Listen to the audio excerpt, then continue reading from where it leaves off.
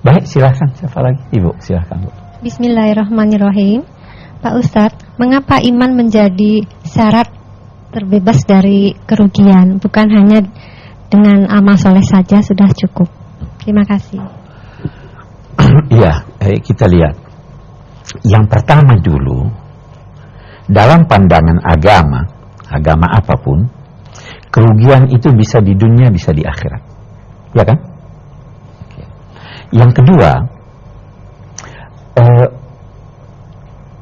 tidak ada suatu pekerjaan kecuali harus disertai dengan motifnya. Innamal a'malu binniyat. Kita melakukan sesuatu itu pasti ada motifnya. Amal soleh atau amal yang tidak soleh itu bisa terlihat dengan nyata dalam kehidupan dunia ini. Ya. Niat bisa terlihat atau tidak? Tidak bisa terlihat. Bagus. Sekarang, bisa jadi saya melihat seseorang, saya ambil contoh. Ada seorang pada hari raya Idul Adha menyembelih sapi. Ada yang lain menyembelih kambing. Yang mana yang lebih baik? Sapi. Itu yang nyata ya. Kalau dilihat motifnya, belum tentu.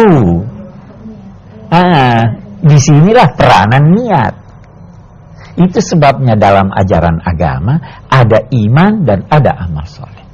Iman ini harus kepada Allah. Baru amal Anda mendapat ganjaran. Bisakah, wajarkah pembantu di rumah saya pergi minta upahnya pada ibu? Tidak wajar. Nah, wajarkah seorang yang tidak beriman kepada Allah lantas mau minta upahnya dari Allah? Tidak wajar. Karena dia melakukan pekerjaan ini tidak disertai dengan keimanan kepada Allah, walaupun dia beramal soleh dalam penilaian manusia di dunia ini, tetapi dia tidak memperoleh ganjaran karena tidak beriman kepada Allah. Dia datang menuntut di hari kemudian, persis seperti pembantu saya yang datang menuntut pada ibu. Ibu berkata, kamu tidak kerja pada saya kok mau datang minta upah. Allah juga bisa berkata begitu, kamu tidak beriman pada saya kok datang menuntut pada saya. Ini kan logika kita sebagai manusia. Itu sebabnya iman perlu ada. Jelas Bu ya? Oke. Baik. Kita akan menyimpulkan. Apa kesimpulan surat Al-Asr? Apa pesan Allah di sini? Saya kira yang pertama pesannya hargailah waktu. Nah, dalam konteks menghargai waktu, Nabi ada memberi pesan. Alal mar'i ma lam yakum maghluban ala aqlihi ayyakuna lahu sa'at.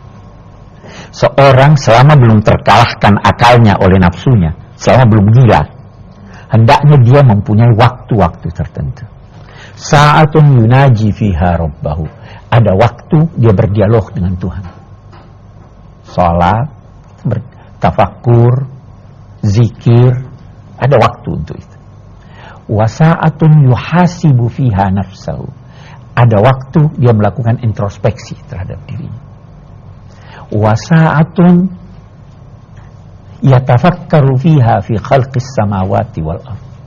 Ada waktu dia hendaknya berpikir tentang penciptaan langit dan bumi. Maksudnya belajar, membaca.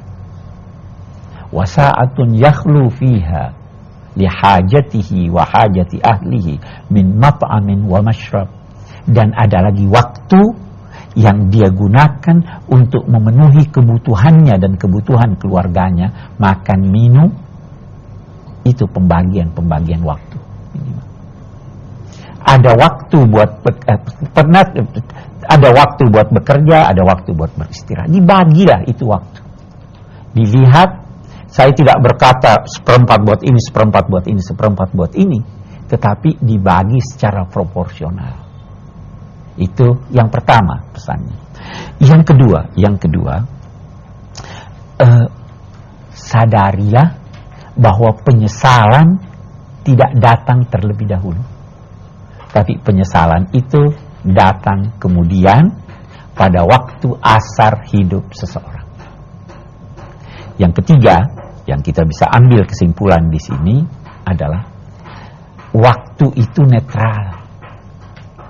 Tidak ada waktu sial, tidak ada waktu mujur. Semua waktu sama. Ya toh? Yang sial adalah karena ulah Anda. Yang mujur karena usaha Anda. Jadi jangan beranggapan hari ini hari sial, hari itu sial. Angka ini angka sial, angka itu tidak sial. Tidak ada itu. Waktu adalah netral. Saya kira ini kesimpulan yang dapat kita ambil dalam konteks memahami surah Wal Asr. Baik, bapak-bapak, saudara-saudara, ibu-ibu, kita cukupkan sampai di sini. Insya Allah kita bertemu dalam episode yang akan datang. Wassalamualaikum warahmatullahi wabarakatuh.